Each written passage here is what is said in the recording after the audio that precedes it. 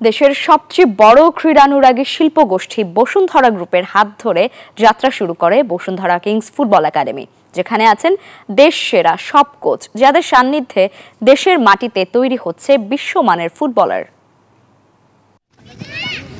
গেল প্রায় এক দশক ধরে ফুটবলের কাঠামোগত উন্নয়নে বসুন্ধরা কিংস অভূতপূর্ব অবদান রেখে চলেছে।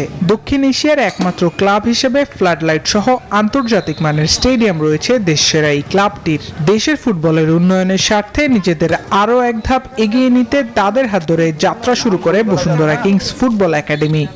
এই ঈদে জামা জুতো অ্যাক্সেসরিজের ডিসকাউন্ট।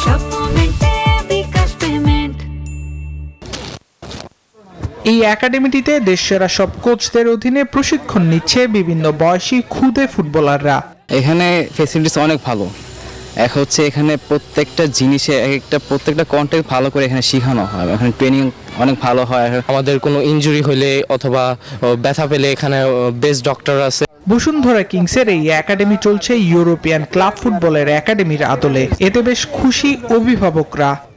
কোচরা খুবই ভালো, মানে আপনারা এই বয়সের বাচ্চা হ্যান্ডেল করা তো টাফ। ওরা দেখা যায় যে মাঠে কাঁদেও, তো ওনাদের সাথে ওরা খুব কাইন্ড, ওদের প্রতি খুবই একটা নিজের বাচ্চাদের মতো করে ট্রিট করে। এখানে আসার পর আমি দেখতেছি এখানকার পরিবেশ খুব সুন্দর, মনোরম এবং ফ্যাসিলিটি খুব সুন্দর। বসুন্ধরা কিংসের টেকনিক্যাল ডিরেক্টর বাইজেদ জোবায়ের নিপু জানান কিভাবে কাজ করে তাদের দেশসেরা কোচিং প্যানেল।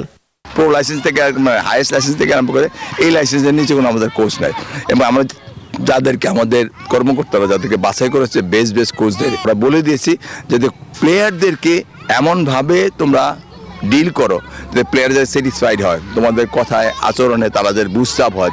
এখানে যে ফুটবলাররা রয়েছে তারা প্রত্যেকেই ভালো ফুটবলার হতে চায়, নিজেদের সেরাটা মাঠে প্রকাশ করতে চায়, শুধু তাদের সঠিক দিক নির্দেশনা দেয়া প্রয়োজন বলে মনে করেন তিনি। বসুন্ধরা স্পোর্টস সিটি থেকে আবরার আল দাইয়ান, নিউজ 24 ঢাকা। আর এই ছিল নিউজ 24 সংবাদে। আরও সংবাদ ও বিশ্লেষণ জানতে ভিজিট করুন news24bd.tv। ধন্যবাদ সবাইকে।